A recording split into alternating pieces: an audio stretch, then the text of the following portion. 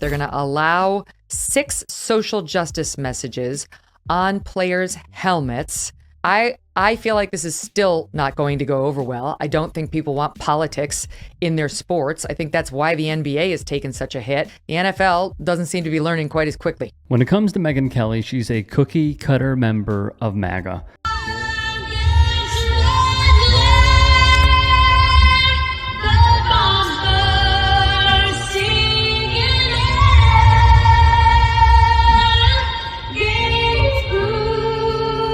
This facade of an argument, the no sports and politics line, is the purest form of hypocrisy from Kelly and the like. And it's no offense against people of color.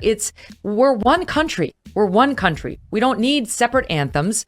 It's a chance to come together, celebrate America, all of it, good, bad, warts and all, and then play a sports game. And not to shove politics or divisive cultural issues down the throats of the viewers who are looking for a getaway. Utter stupidity from Megyn Kelly here, a theme throughout, to be frank. And then I love this whole thing of, see, we just want to escape the cultural stuff and the politics. Really? So why do the owners have politicians in their boxes? If we just want to focus on the game, Megyn, why don't we have military flyovers?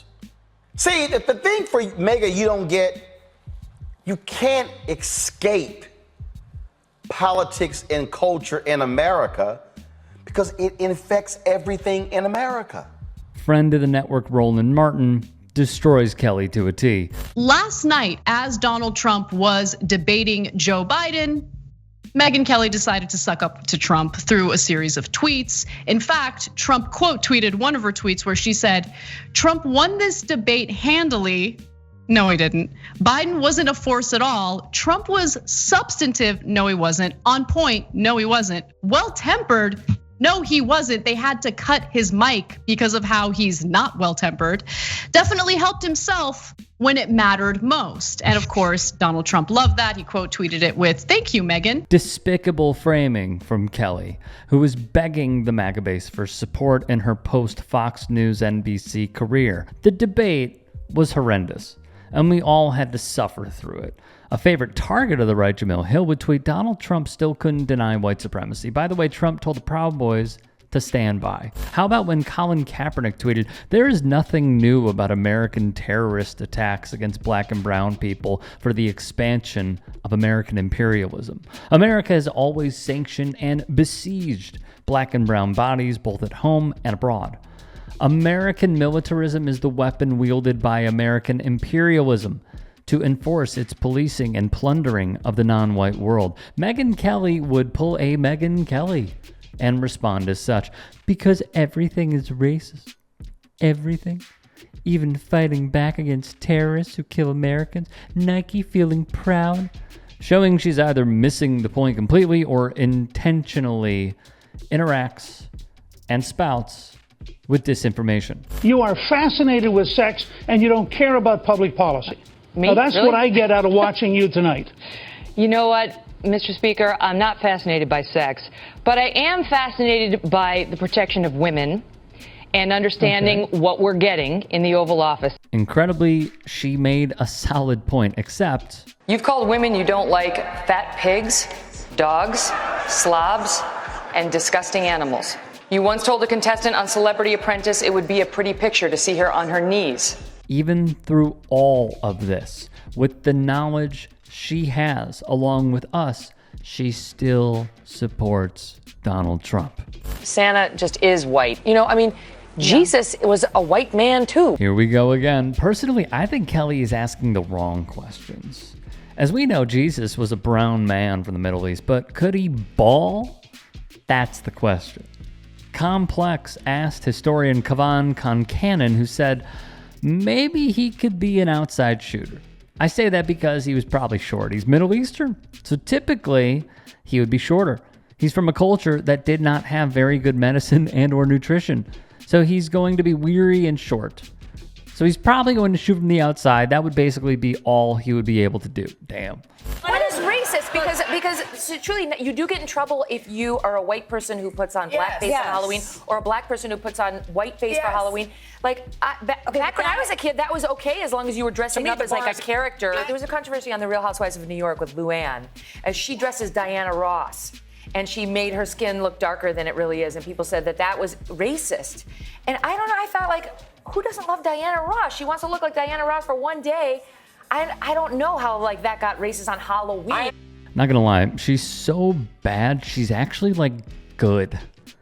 Like highly entertaining bigotry, Hall of Fame worthy even. What Kelly should do is listen to those who have been affected. Like Akeem Aliyu, former professional hockey player, who went to a Halloween party and saw a staffer of his hockey team dressed up as him in the man's jersey and blackface. It's a sensitive subject for me, but just how much planning kind of went into that. Like, he got my jersey made, so that means this was planned in advance, you know. And my nickname is Dreamer. Everybody knows that I've been getting called that since I was a little kid. And he put that as the name tag on the back in my hockey number. And I just don't really understand how at no point during, I would say, it took at least a week to order the jersey, get the print, all that, how it doesn't go through your mind like, hey, this might be a bad idea. I walked into a party and there was families there. There was wives, girlfriends, kids. So your first instinct, obviously being a hockey guy, is to cause a scene. But you can't do that with so many people around. So, I mean, I try to play it off as cool as possible, and got out of there as soon as I could, and I ended up asking for a trade a little while later. But, I mean, my biggest thing is just how much planning went into that, and just never thinking through your mind that, hey, this could be a bad idea. It's been a tough road, and obviously I've bumped in a lot of barriers with